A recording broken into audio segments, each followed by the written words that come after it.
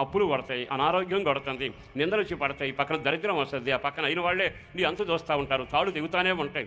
అప్పుడైనా నువ్వు అనాల్సింది ఏమిటంటే, నేను ఎరిగిన దేవుని దగ్గర మోకరిల్లుతాను, నా దేవుని వైపు తిరిగి అయ్యా ఈ పరిస్థితులు దాటాడతావా, నన్ను దాటాడవాకు అని ఆపాలిగా, ఆపగలిగే ప్రార్థన చేయాలిగా. చాలాసార్లు అంతా అయిపోయినాక డాక్టర్ గారు తెలిసి బతికితే బతకొచ్చు, నాకేం గ్యారంటీ లేదు కానీ తీసుకెళ్ళండి అంటే అప్పుడు గుడి గుర్తొస్తుంది, ప్రార్థన చేసే లిస్టు గుర్తొస్తుంది, సేవకుల మెంబర్లు గుర్తొస్తాయి. ఇక అప్పుడు వచ్చి సిరిసాప వేసి మోకరించి ప్రార్థన చేస్తాం. అంతకు మునిపే ఈ మిక్కిలి కష్టపడేటప్పుడు ఆ దేవుడు గుర్తొస్తే, గుళ్ళో సాక్ష్యాలు గుర్తొస్తే, మీరు ఆరాధన చేసిన ఆరాధన గుర్తొస్తే, ఫలానా గుళ్ళో దేవుడు చేసిన కార్యం గుర్తొస్తే, ఎందుకు దాటిపోని వాళ్ళు నా దేవుడు నా దగ్గరే ఉన్నాడుగా అని మోకాళ్ళ మీదకి రావాలిగా. దేవుని బిడ్డలారా, దండం పెట్టి మీ అందరికీ నేను చెప్పగలిగిన మాట, నువ్వెవరో తెలుసా?